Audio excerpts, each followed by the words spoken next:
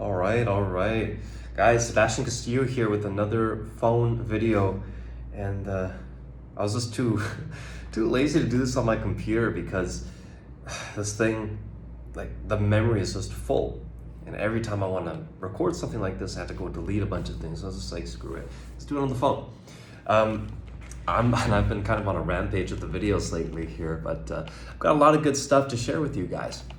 So it's interesting because this morning I had a brief call with a relative of mine in Germany. She is the daughter of the sister of my grandfather. And she has a son who's 17 this year. And he and I were in touch for, a little bit here, just because I wanted to help him out and show him what's possible in terms of money and travel and just freedom. And she messaged me out of the blue yesterday saying, hey, I need to talk to you. And immediately I thought, okay, I think she wants to talk about her son. I had hired him to help me send some cold emails a few months ago, and I paid him. We had a written agreement there, so it couldn't have been something to do with that. And I was just wondering, okay, so what could this be about, right? So she kind of launched, and just to give you some background information, I'm not very close with this lady. I mean, her son and I have talked, obviously, right? But with her, she's been divorced. Okay, I think she only got divorced once, but she went through like multiple partners. She was kind of a loose cannon, at least when I had met her a couple of years back, and according to what my family says. So, not the most emotionally stable person. And I knew that going into the call, but I thought, okay, the last thing I want to do is really be confrontational and turn this into a whole fiasco. So whatever she comes at me with, I'm just gonna take it in stride and be cool about this. And it's good because this was just a phone call, and that's what I do for a living. I take the lead and I direct conversations over the phone to an outcome that I want. So I was more or less prepared for this. I was a little nervous because I don't feel like I did anything wrong. But here's what's interesting.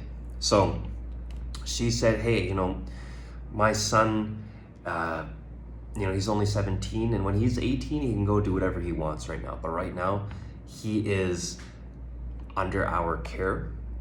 And by that, she means her care, and when he's with her, when he's with his dad. And I don't want you to talk to him about money and business and stuff like that because you have a lot more experience with this, and he doesn't have enough understanding of this stuff, and he's not a very responsible person yet. He doesn't know how to manage money very well, and he's spent a whole bunch of money on random stuff instead of saving it and putting it towards something more productive. So I thought, okay, fair enough, but that's not my problem. How your son spends his money is up to him. But anyways, she said, yeah, I don't want you to give him an unrealistic expectations. We have to work for money, and he spent over 2,000 euro, and that's a lot. And I don't want him to get this idea that he can just make a whole bunch of money in a very short amount of time. Again, I'm biting my tongue here. I'm thinking to myself, well, that's literally what I do for a living, right? I get on the phone with people, talk to them for like a half an hour, and of course this doesn't happen every time, but on many occasions I will make a couple of $100 from a simple phone call. But I didn't tell her that, obviously, right? And so what I really got out of this conversation after I smoothed things over and I told her, yeah, I apologize for any miscommunication. Of course, I'm not trying to turn him against you or anything like that. I just want him to be successful. It's coming from a place of compassion and being helpful. So what I took away from this was that the youth are very impressionable. And I know that might sound really simple, but I think it's something that many of us tend to forget as we grow older, we mature, we go through all sorts of problems, and grow into adulthood and learn to take responsibility for our own lives. But one thing that's funny that she said to me was, he's not at that age where he knows how to handle money. And again, I thought to myself, well, what would that age be? Because I can show you people who are 50 years old who are complete retards with money. They're financially irresponsible. And I know 20-year-olds who are extremely diligent and have savings. They're investing in index funds. They're maybe setting aside for a car or business or college or whatever it is. And they're very disciplined.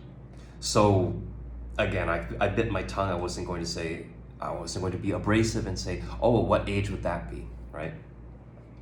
But it also gave me some insight as to, again, just how regular people think about this stuff, right? That most people cannot believe, and they get a little jealous if you mention to them that, hey, I can make pretty good money just by sitting at home in a nice air-conditioned office, chilling on the internet, with being able to eat whenever I want, drink whenever I want, go to the washroom whenever I need to, as long as I just get a certain amount of work done, and I really focus in when I'm on sales calls and I do them appropriately and I close them.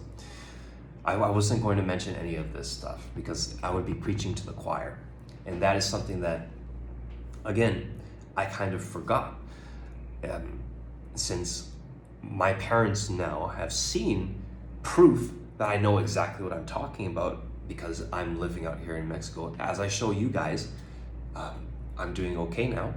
I make pretty decent money on the internet, and I worked my way up to this. I struggled. I had many nights where I was really not sure about what I was doing with my life. And if anything, I felt compelled, I felt a duty to be helping my family member here who's young and up and coming, to show him what's possible and to let him know that you can do this, you can start learning now, and you can make a whole bunch of money a lot faster than I did, and just piggyback on my mistakes and my success. But again, I didn't bother to explain any of this to her. And it just opened my eyes to the fact that, yeah, the youth are very impressionable. They'll look up to a lot of guys who are doing stuff like this. I don't think I have to mention certain two brothers out in Romania who are in a very precarious situation. Millions of guys around the world look up to them, even though it can be rightly argued that they're not a very good influence in a lot of ways. But the youth nowadays, they will make some bad decisions, right? Especially when it comes to money, right? It's the lizard brain that gets tapped into, especially with these marketers. A lot of them know what they're doing, and they know that if they can target, young people, young women, young men who, like my relative was saying here, that are not that mature, that not that emotionally developed, don't really have that sense of financial responsibility and discipline, that they can fork over some money and then make a whole bunch of it really quickly if they just pay this guy or whatever to get some mentorship or whatever it is, buy their product. So in a way, I'm glad that I had this brief little conversation with my relative, as she kind of brought me back down to earth in that sense, and just being able to relate to regular people and how they think and how they influence, what kind of ways that they're influenced, right? So what can you take away from this? I mean, if you have a relative in your family who's kind of young like that and you want to help them out, just be aware of these things, right? Don't just dump all that information and experience that you've gained on them at once, because it can be kind of overwhelming for them and they might do something dumb, right? They are young and dumb.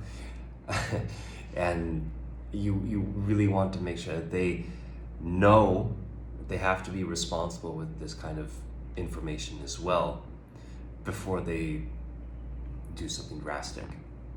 And more importantly, I mean, I hope you don't use it for nefarious purposes. But yeah, the youth are very impressionable, right? So if you are in a position of status and you've achieved something, it's fairly easy to get the youth to follow you and to idolize you there.